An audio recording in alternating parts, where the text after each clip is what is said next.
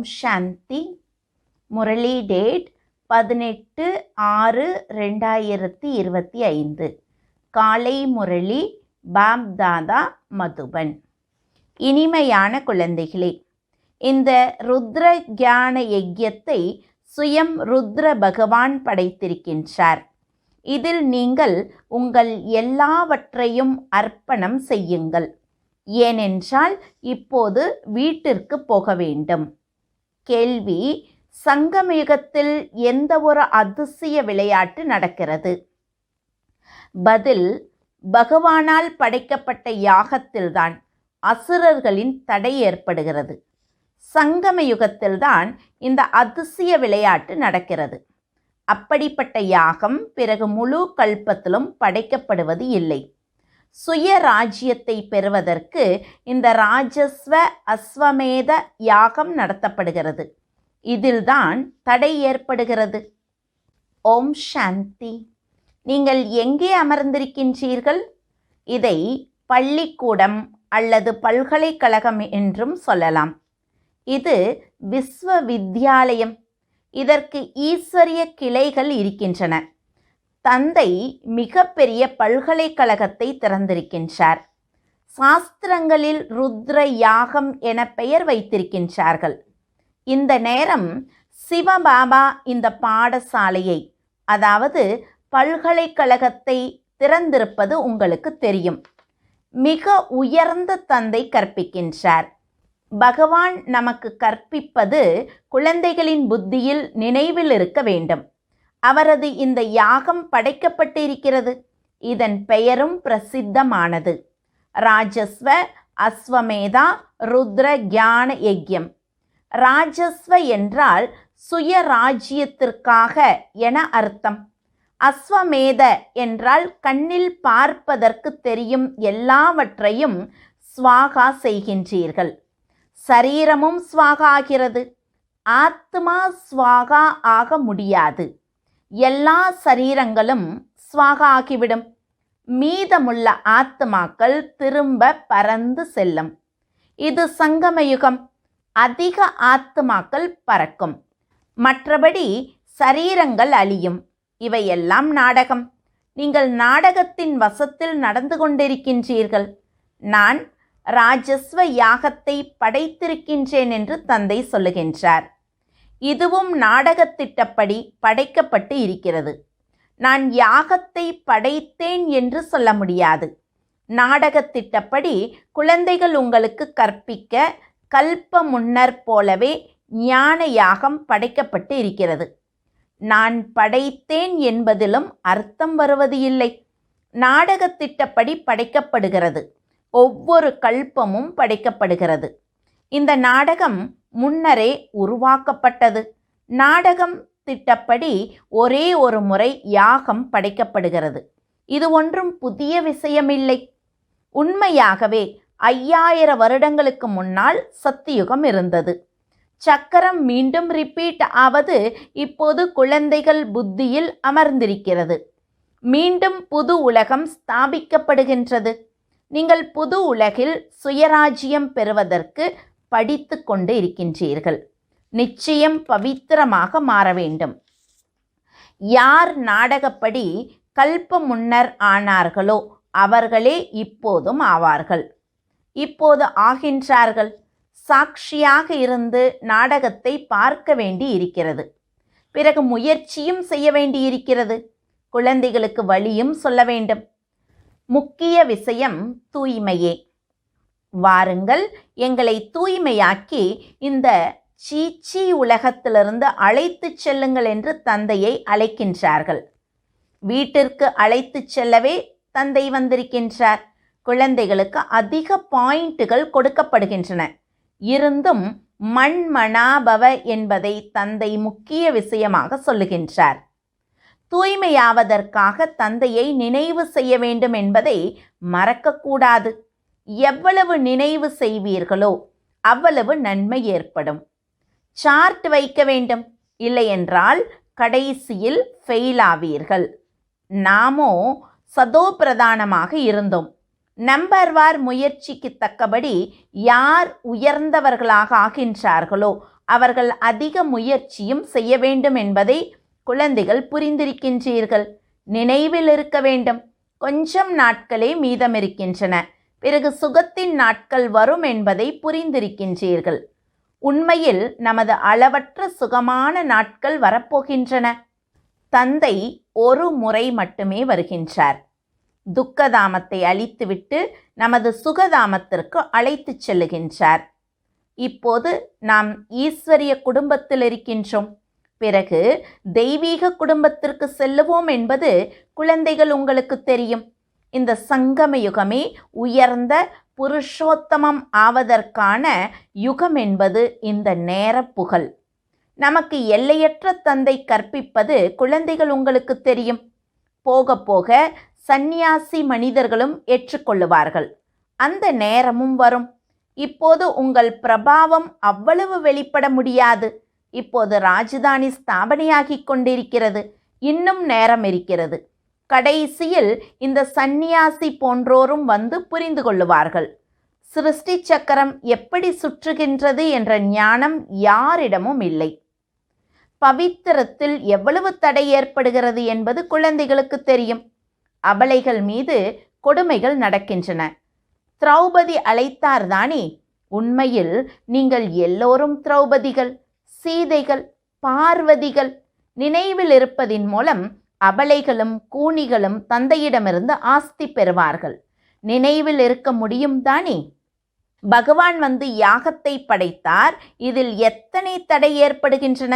இப்போது தடை ஏற்பட்டு கொண்டே இருக்கிறது. குமாரிகளை கட்டாயப்படுத்தி திருமணம் செய்கின்றார்கள். இல்லையென்றால் அடித்து விரட்டுகின்றார்கள். அதனால் பதீத்த பாவனரே வாருங்கள் என்று அழைக்கின்றார்கள். அப்போது அவருக்கு நிச்சயம் ரதம் தேவை. அதில் வந்து தூய்மையாக்குவார். கங்கை நீரால் தூய்மையாக மாட்டீர்கள். தந்தையே வந்து தூய்மையாக்கி தூய்மையான உலகத்திற்கு அதிபதி ஆக்குகின்றார். இந்த பதீத்த உலகின் அழிவு முன்னால் நிற்பது நீங்கள் பார்க்கின்றீர்கள். நாம் ஏன் பாபாவுடையவராக ஆகக்கூடாது? ஸ்வாகா ஆகக்கூடாது? எப்படி ஸ்வாகா ஆவது? எப்படி டிரான்ஸ்ஃபர் ஆவது என்று கேட்கின்றார்கள். குழந்தைகளே, நீங்கள் இந்த பிரம்மா பாபாவை பார்க்கின்றீர்கள் தானே? இவர்தான் செய்து கற்பிக்கின்றார். நான் எப்படி செய்கின்றேனோ அதை பார்த்து பிறர் செய்வார்கள். தந்தை இவரை செய்ய வைத்தார்தானே? எல்லாவற்றையும் யாகத்தில் ஸ்வாகா செய்தார். ஸ்வாகா ஆவதில் எந்த கடினமும் இல்லை. இவர் பெரிய செல்வந்தரும் இல்லை, ஏழையும் இல்லை. சாதாரணமாக இருந்தார். யாகத்தை படைத்தால் உணவு, தண்ணீர் போன்ற எல்லா பொருட்களும் தேவை. இது ஈஸ்வரிய யாகம். ஈசன் வந்து ஞான யாகத்தை படைத்தார். உங்களுக்கு கற்பிக்கின்றார். இந்த யாகத்தின் புகழ் மிக பெரியது. ஈஸ்வரிய யாகத்திலிருந்தே உங்கள் சரீர நிர்வாகம் நடக்கின்றது.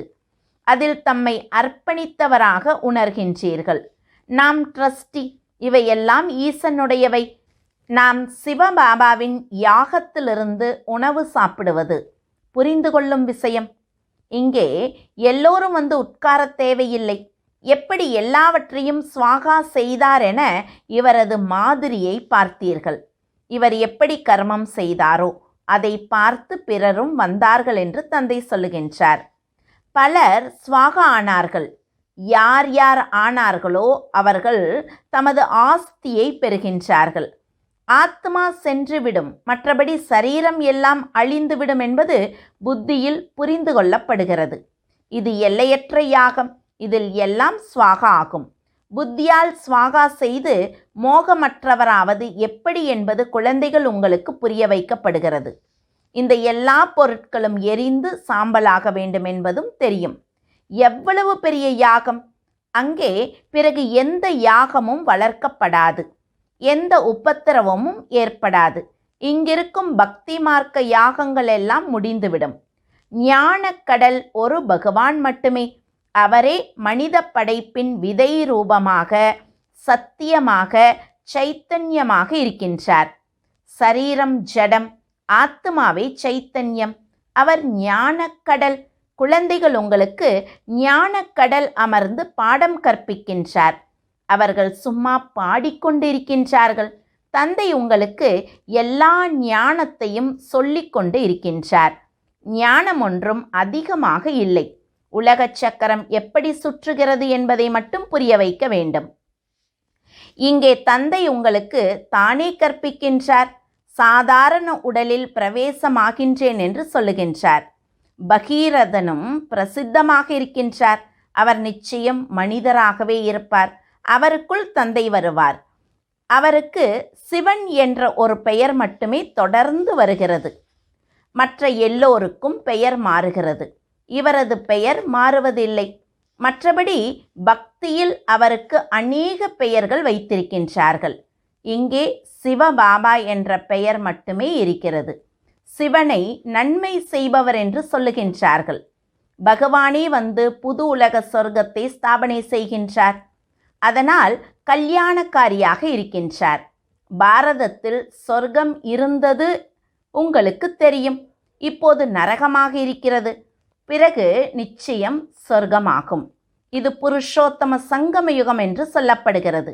இந்த நேரம் தந்தை படகோட்டியாகி உங்களை இந்த கரையிலிருந்து அந்த கரைக்கு அழைத்து செல்லுகின்றார். இது பழைய துக்கமான உலகம். பிறகு நாடகப்படி நிச்சயம் புது உலகமாக மாறும். அதற்காக நீங்கள் இப்போது முயற்சி செய்கின்றீர்கள். தந்தையின் நினைவு அடிக்கடி மறந்து விடுகிறது. இதில்தான் முயற்சி இருக்கிறது. மற்றபடி நீங்கள் என்ன விக்கிரமம் செய்திருக்கின்றீர்களோ அதற்கு தண்டனையை நோய் வடிவில் அனுபவித்தே தீர வேண்டும். கர்ம சுமையை, அதாவது நோயை கடைசி வரை அனுபவித்தே ஆக வேண்டும். அதற்கு மன்னிப்பு எதுவும் கிடைக்காது. பாபா மன்னித்து விடுங்கள் என்று சொல்லவும் முடியாது. அப்படி எதுவும் நடக்காது. நாடகப்படி எல்லாம் நடக்கும். மன்னிப்பு ஏதும் கிடைப்பதே இல்லை. கணக்கு வழக்கை தீர்த்தே ஆக வேண்டும். தமோ பிரதானத்திலிருந்து சதோ பிரதானம் ஆக வேண்டும். அதற்காக ஸ்ரீமத் கிடைக்கின்றது. ஸ்ரீ ஸ்ரீ சிவபாபாவின் ஸ்ரீமத் படி நீங்கள் ஸ்ரீ ஆகின்றீர்கள், அதாவது உயர்ந்தவர்களாக ஆகின்றீர்கள். மிக உயர்ந்த தந்தை உங்களை உயர்ந்தவர் ஆக்குகின்றார். நீங்கள் இப்போது ஆகிக்கொண்டிருக்கின்றீர்கள். தந்தை ஒவ்வொரு கல்பமும் வந்து நமக்கு கற்பிப்பது இப்போது உங்கள் நினைவிற்கு வந்திருக்கின்றது. அரை கல்பம் அதற்கு பலன் கிடைக்கிறது. சிருஷ்டி சக்கரம் எப்படி சுற்றுகின்றது என்ற ஞானத்திற்கு அங்கே அவசியமே இருக்காது. இந்த சிருஷ்டி சக்கரம் எப்படி சுற்றுகிறது என்பதை ஒவ்வொரு கல்பமும் ஒரே ஒரு முறை வந்து சொல்லுகின்றார். படிப்பதும் தூய்மையாவதும் உங்கள் வேலை. யாகத்தில் இருக்க வேண்டும். பாபாவுடையவர் ஆன பிறகு தூய்மையாக மாறவில்லை என்றால் 100 மடங்கு தண்டனை கிடைக்கும். பெயரும் கெடும். சத்குருவை நிந்தனை செய்பவர்கள் லட்சியத்தை அடைய முடியாது என்று பாடவும் செய்கின்றார்கள். இவர் யார் என்பது மனிதர்களுக்கு தெரியாது. சத்திய தந்தையே சத்குருவாக, சத்திய டீச்சராக இருப்பார். அவர் உங்களுக்கு கற்பிக்கின்றார். அவர் உண்மையான சத்குரு. தந்தை எப்படி ஞான கடலாக இருக்கின்றாரோ அப்படி நீங்களும் ஞான கடலாக இருக்கின்றீர்கள். தந்தை எல்லா ஞானத்தையும் கொடுத்து விட்டார். கல்ப முன்னர் யார் எவ்வளவு தாரணை செய்தாரோ அவ்வளவே தாரணை செய்வார். முயற்சி செய்ய வேண்டும். செயல் இல்லாமல் யாரும் இருக்க முடியாது. எவ்வளவோ ஹட்டயோகத்தை செய்கின்றார்கள். அதுவும் கர்மம் தானே. வயிறு வளர்க்க இதுவும் ஒரு தொழில். பெயர் கிடைக்கின்றது. நிறைய பைசா கிடைக்கின்றது. நீரின் மீதும் நெருப்பின் மீதும் நடக்கின்றார்கள். பறக்க மட்டும் முடிவதில்லை. அதற்கு பெட்ரோல் போன்றவை தேவைப்படுகின்றது. ஆனால் அவற்றால் எந்த பயனும் இல்லை. தூய்மையாவது இல்லை. விஞ்ஞானிகளும் போட்டியில் இருக்கின்றார்கள். அவர்களுடையது அறிவியல் போட்டி, உங்களுடையது அமைதி போட்டி. எல்லோரும் அமைதி வேண்டுமென்றே கேட்கின்றார்கள். அமைதி உங்கள் சுய தர்மம் என்று தந்தை சொல்லுகின்றார். தன்னை ஆத்மா என உணருங்கள். நமது வீடு சாந்தி தாமத்திற்கு போக வேண்டும். இது துக்கதாமம். நாம் சாந்தி தாமத்திலிருந்து பிறகு சுகதாமத்திற்கு வருவோம். இந்த துக்கதாமம் அழிய வேண்டும். இதை நீங்கள் நன்றாக தாரணை செய்து பிறரையும் தாரணை செய்ய வைக்க வேண்டும். இன்னும் சில நாட்களே மீதமிருக்கின்றன. அந்த படிப்பை படித்த பிறகு சரீர நிர்வாகத்திற்காக தலையில் முட்டிக்கொள்ள வேண்டியிருக்கிறது. தாம் எந்த படிப்பை படிக்க வேண்டும் என்பதை பாக்கியசாலி குழந்தைகள் உடனே நிர்ணயம் செய்வார்கள். அந்த படிப்பால் என்ன கிடைக்கின்றது, இந்த படிப்பால் என்ன கிடைக்கின்றது, இந்த படிப்பால் 21 பிறவிகளுக்கு பலன் உருவாகிறது. அதனால் நாம் எந்த படிப்பை படிக்க வேண்டுமென எண்ணி பார்க்க வேண்டும். யாருக்கு எல்லையற்ற தந்தையிடமிருந்து ஆஸ்தி பெற வேண்டுமோ அவர் எல்லையற்ற படிப்பில் ஈடுபடுவார். எனினும் நாடகத்திட்டப்படி ஒருவருடைய பாக்கியத்தில் இல்லை என்றால் அந்த படிப்பை கெட்டியாக பிடித்து கொள்ளுவார். இந்த படிப்பை படிக்க மாட்டார். நேரம் கிடைக்கவில்லை என்று சொல்லுவார். எந்த ஞானம் நல்லது என்று தந்தை கேட்கின்றார். அந்த படிப்பால் என்ன கிடைக்கும், இந்த படிப்பால் என்ன கிடைக்கும்? பாபா உலக படிப்பால் என்ன கிடைக்கும், ஏதோ கொஞ்சம் சம்பாதிப்போம் என்று சொல்லுகின்றார்கள். இங்கோ பகவான் கற்பிக்கின்றார், நாம் படித்து அரச பதவி பெற வேண்டும். அதனால் அதிக கவனம் எந்த விஷயத்திற்கு கொடுக்க வேண்டும்? பாபா நாங்கள் அந்த கோர்ஸ் முடித்த பிறகு வருகின்றோம் என்று சிலர் சொல்லுகின்றார்கள். அப்போது இவர் தலையெழுத்தில் இல்லை என்பதை தந்தை புரிந்து கொள்ளுவார். என்ன நடக்குமோ அதை அப்போது பார்க்கலாம். சரீரத்தில் எந்த நம்பிக்கையும் இல்லை என நினைக்கின்றார்கள்.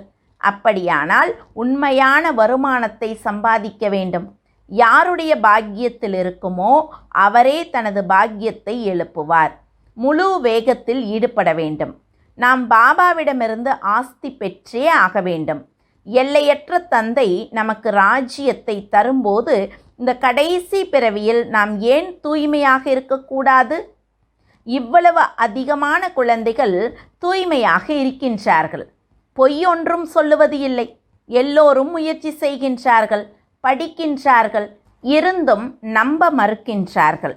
எப்போது பழைய உலகை புதியதாக மாற்ற வேண்டுமோ அப்போது எல்லையற்ற தந்தை வருகின்றார். பழைய உலகின் அழிவு முன்னால் நிற்கிறது. இது மிக தெளிவாக இருக்கிறது. நேரமும் உண்மையில் அதேதான். அநேக தர்மங்களும் இருக்கின்றன. சத்தியுகத்தில் ஒரு தர்மம் மட்டுமே இருக்கும். இதுவும் உங்கள் புத்தியில் இருக்கிறது. உங்களிலும் சிலருக்கு இன்னும் நம்பிக்கை வந்து கொண்டிருக்கிறது. அரே, நம்பிக்கை ஏற்படுவதற்கு நேரம் பிடிக்குமா என்ன? சரீரத்தின் மீது எந்த நம்பிக்கையும் இல்லை. கொஞ்சம் கூட வாய்ப்பை இழக்கக்கூடாது. யாருடைய தலையெழுத்தில் இருக்காதோ அவரது புத்தியில் கொஞ்சம் கூட வராது. நல்லது, இனிமையிலும் இனிமையான காணாமல் போய் கண்டெடுக்கப்பட்ட செல்ல குழந்தைகளுக்கு தாய் தந்தை பாப் தாதாவின் அன்பு நினைவுகளும் காலை வணக்கமும்.